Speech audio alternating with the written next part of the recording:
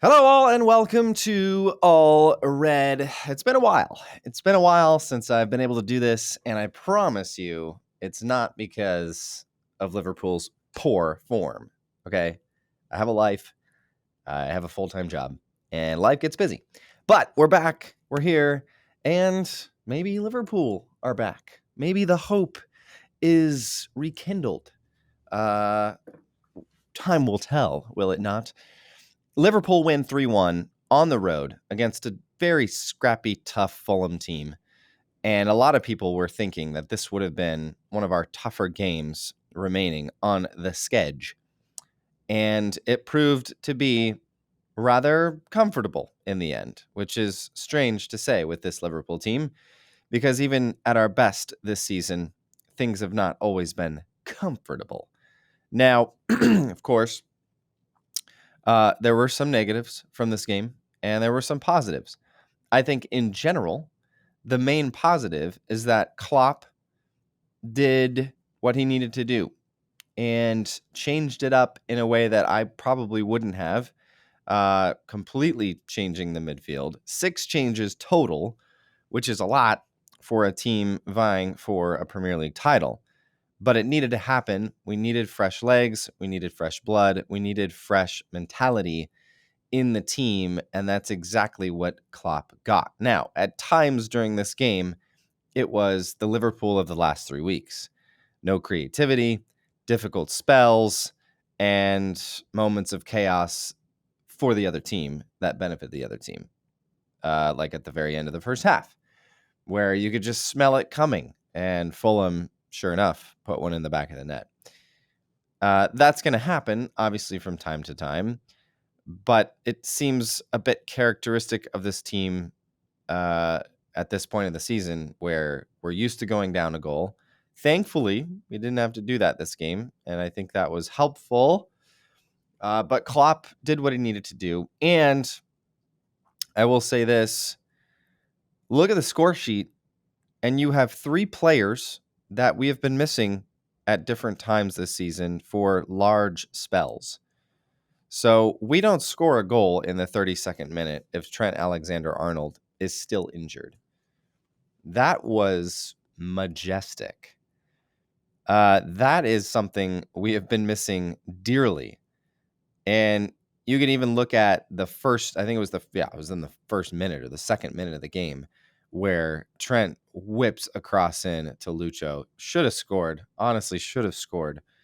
But Trent Alexander-Arnold, this was his game where it's like, okay, he's back. Trent Alexander-Arnold is finally back. He's played in the last 2 games, I think. He hasn't really been back. He's back. Trent Alexander-Arnold is back. An absolutely brilliant free kick. Perfectly placed. Did exactly what he needed to do. Did exactly what he wanted to do. And you could see it in his celebration where he's like, well, I'm back. What can I say, guys? Trent here. I'm back. So you're going to have to deal with it now. Oh, we're glad. We are glad that is the case. Trent Alexander-Arnold. And then we let the goal in right before half. Annoying, to be honest. Annoying. Okay. But then it's Grav. It's Grav time. And Ryan Gravenberch puts in his first Premier League goal of his career. And it came at a brilliant time. Ryan Gravenberch. And it was assisted by Harvey Elliott. Harvey Elliott, just a solid player. He is consistently solid. It's rare that we see Harvey Elliott having a poor game. And it was a good midfield trio. I mean, I looked at that starting lineup and I'm like, wow, no McAllister, no Soboslai. I mean, Sobo, Dummy Schlobbers, he didn't deserve to start. McAllister, of course, it's like, well, why? Why would you not start him? But it was the right decision. And honestly, McAllister didn't look great when he came on. He almost gave away a Fulham goal. And the Gravenberch Gravenberch finish. That's tough. The Gravenberch finish, I say his name differently every time I say it, but that's fine. It's kind of like Queven Kelleher used to be, Kevin Kelleher. Queven. It's Ryan Gravenberch. I think it's Gravenberch. We'll have to figure that one out. We need some Dutch. Anybody in the comments, if you're Dutch, how do you say it? Gravenberch? Gravenberch. I'm going to go Ryan Gravenberch. The goal encapsulated him as a person and as a player. It was just smooth. And that's what Gravenberch is. He's just smooth. He's smoothness personified. And that was just a wonderful finish. I hope it's characteristic of him moving forward, because I think we all have kind of expected to see that eventually. He has one of the best first touches when he's on. His ability to read the field around him before he gets the ball, and that first touch is just in the perfect spot, and it's just beautiful to watch, and it's just so smooth. Everything's so smooth with him, and that goal was just so smooth. I mean, it was just like the turn, the hit, and then it didn't look like this from live, like the live viewing. It looked like it was a good shot that the keeper might have just misread. He might have gotten a late jump on it. And then you see, that's the side view. And then you see the front view, like the straight on view looking at the goal. And it was like, oh no, that was a perfect shot off the post. Couldn't have put it in a better spot. And Ryan Gravenberch has his first Premier League goal at the perfect time, because at that point it was like, all right, it's 1-1 away from home. What's going to happen? Like, we could have another half where it's just like, what is going on? What is happening here with these guys? But Gravenberch put a little extra coal on the fire, and the sparks flew and the flames ignited. And then, of course, it's Diogo Jota, who we have so dearly missed, have we not? This was just a reminder of the man, the myth, the legend of Diogo Jota. And really, I mean, one of the most crucial players for us this season that we have missed for the last 3 months. And that he is, when you have your most clinical finisher out. I know we have other guys that have more goals this season, but when you're missing your most clinical finisher, and Diogo Jota is that, nobody can dispute that. When you have that guy missing, that is painful. And yeah, we eked out a lot of victories without him, but the goals eventually ran out. We know that now, okay? And Diogo Jota would have been real nice to have, but now we have him back. He's back. And so this was kind of okay, Trent is back. This was the Trent is back game. And I think this was the Jota is back game as well. And it's just, it's comforting. Now, I don't know if we're back. We'll see. It feels like we're back a little bit. But now we have to go to Everton, and hopefully I just don't want, I want 3 points more than anything. But when you go to Goodison Park, less than a mile away from Anfield, it's just rabid, man. It's just like it's like going to the zoo and jumping in to the tiger exhibit or the lion exhibit. And it's just rabid. And the mentality of Everton, who are probably right now just happy to not be in the relegation zone, but they have nothing to lose in this game. They're not going to get relegated. They're 9 points clear, or no, sorry, they're only 5 points clear. I was looking at Brentford's totals. Okay, Everton have something to lose here. And maybe that's better than having nothing to lose. But this is always going to be a tough match. It's kind of like Arsenal going to Tottenham. Does Man City even have a rivalry? Is it Man United? I mean, not really. We don't need to talk about that.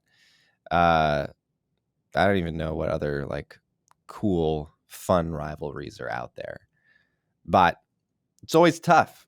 It's always like a cup final where it's like, yeah, Liverpool are clearly the better side. Massively better side. But you go into this rabid stadium where every single Everton fan passionately hates everything about Liverpool FC, and their players are probably the same way, and their players have they have no care in the world, for player safety. We've seen that in the past. Little PTSD maybe from the Van Dijk injury several years ago that changed his career trajectory, and you just don't know. You don't know what's going to happen in a game like this. So I am thankful for the 3-1 victory. I love the fact that we are back level on top. City have a game in hand, and history would tell us that they're going to continue to win. But they are, they might be a little preoccupied. They're going to go to Brighton, or maybe it's Brighton. Yeah, I think they have to go to Brighton. It's probably going to be a blowout. Brighton are garbage. Brighton, they were pretenders for the first half of the season. And we all thought that maybe we had a new, European, a club that would be in European football from the Premier League for a year or two. But Brighton were pretenders. They are garbage now. Brighton are trash. I don't expect anything from Brighton. Brighton are going to get blown out 6-1 or 6-0 by City on Thursday. Mark my words. I have no belief in them. I have no hope that they will do anything to Manchester City. So you can take that one straight to the bank, cash that check, and enjoy the spoils. But, sorry, that was a little loud. But there are some tricky matches coming up for everyone in that top three. And they all kind of have to revolve around Tottenham, who, Tottenham have a lot to play for. Okay. Tottenham are chasing Villa, 6 points behind Villa. You can see it on the little dashboard over here. Chasing Villa, 2 games in hand, 6 points behind. So, 2 wins in their level, and that goal differential could prove vital. But Tottenham have maybe as much to say about this title race as Arsenal, Liverpool, and City. And that would be, second place behind the PGMOL. So PGMOL up here, they have the most to say about it. They'll have the most to do, from just a game standpoint. Then it's like Tottenham level with the top 3. So if you wanted, that's just a scientific breakdown there. But City, Arsenal, and Liverpool, they all have to play Spurs. Now, the first team to do that is Arsenal. And they have to go to Tottenham Hotspur Stadium in London. And that's going to be tough, bro. It's going to be tough because that's a rivalry right there. That's a rivalry like Liverpool and Everton, where that's always a tough game for Liverpool. And Arsenal have to go there. They have to go to Tottenham Hotspur Stadium. Liverpool don't. Liverpool get to host Spurs at Anfield in a revenge game for what happened earlier this season. We don't need to rehash that. But that's going to be a tough match. And then Man City in what is their second to last game, right? Second to last game. They have to visit Tottenham Hotspur Stadium. And at that point in the season, Tottenham could be just absolutely in a spot where they have to win. And we'll see. And I hope that 4th place spot is still ultra tight because we need Tottenham to win. And we're also playing Villa at Villa Park, and they're probably going to feel the same way. But that's all right. I want it in our hands. I want Spurs because I feel like Spurs at Anfield, we can win. And we should win. I feel like Man City at Tottenham, Arsenal at Tottenham, those are chippy. Those are not guaranteed 3 points for Arsenal and City. And those are going to be very, very tight, I feel. So, anyways, that's going to be very, very interesting. And there's just it's not like City have, 5 or 6 games left against bottom half clubs. They're going to have some tough matches. And Liverpool are going to have some tough matches. Arsenal have to go to Old Trafford and play that garbage squad over at United that somehow we have not managed to beat this season. It's just incredible that we haven't been able to beat them, and they're just so bad. They're just so bad. It's going to be lovely that they're missing out on European football. I don't think they will be. I don't think they will be in European football next year, which is fantastic because they're garbage. But anyways, my whole point there is I've been rambling too much. There is a lot left in this Premier League season. Liverpool, I know we are disappointed to not have this still in our hands. We should. We really, really should. There have been so many games in the last couple months where we should have won, and we haven't. But here we are. We'll call it, essentially 2 points behind City. We're joint top right now with City having a game in hand. But there's much to play for. I think the hope has been rekindled, okay? Because a win is a win, and it only takes one result to turn this ship around. And I think Liverpool did that. And they eked it out, and Klopp did what he needed to do. He adjusted, he made adjustments. He put players in that normally wouldn't be in this starting 11, and it was the right move.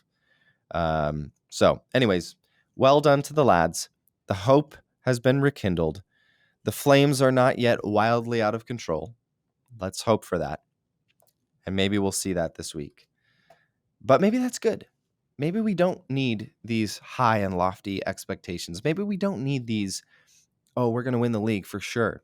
I think there were points at this season where we might have thought that maybe. I don't think so. No. It was like, we could win the league. Now it's like, we might win the league, and it's probably going to come down to the last day. Like it always has against Pep and those cheaters. Anyways, up the Reds. And we've got a lot to look forward to. Another match this week where we need a crucial 3 points, and we can get it done.